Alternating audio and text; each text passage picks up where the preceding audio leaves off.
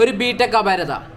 ബിടെക്കാരനെ എല്ലാവർക്കും പുച്ഛമാണ്, അതേപോലെ ഡിഗ്രിക്കാരനെയും പുച്ഛമാണ്. എന്താണ് ജോലിയില്ല, ബിടെക് കഴിഞ്ഞു ഡിഗ്രി കഴിഞ്ഞു ജോലിയില്ല, എന്താണ് 54 പേപ്പർ ഇല്ല വെച്ച ഡിഗ്രിയാണ് വെച്ച 3 വർഷമൊക്കെ കഷ്ടപ്പെട്ട് project, viva, assignment, internal, external, എത്ര അസൈൻമെൻറ്റ് എഴുതണമെന്ന് അറിയോ?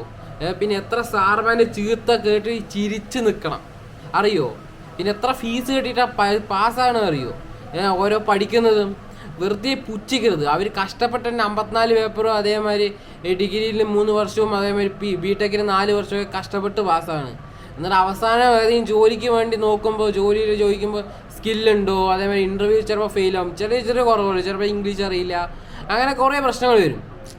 അത് വേണ്ടിട്ട് എന്താ പറയുക, ഇപ്പോൾ കുറേ പേര് കളിയാക്കലൊക്കെ ഉണ്ട്. ഇപ്പം ബിടെക് കഴിഞ്ഞാൽ ഡിഗ്രി കഴിഞ്ഞാൽ ഇപ്പം എന്തായാലും വെറുതെ ഇരിക്കുകയാണ് വേണ്ടി ഒരു പുച്ഛിക്കുക, അങ്ങനെയൊന്നും ആരും ചെയ്യരുത്. കഷ്ടപ്പെട്ടൊരു പാസ്സായത് എന്തായാലും ജോലി കിട്ടും. അവർക്ക് ഇഷ്ടമുള്ള ജോലിക്ക് വേണ്ടി അവർ വെയിറ്റ് ചെയ്യണം.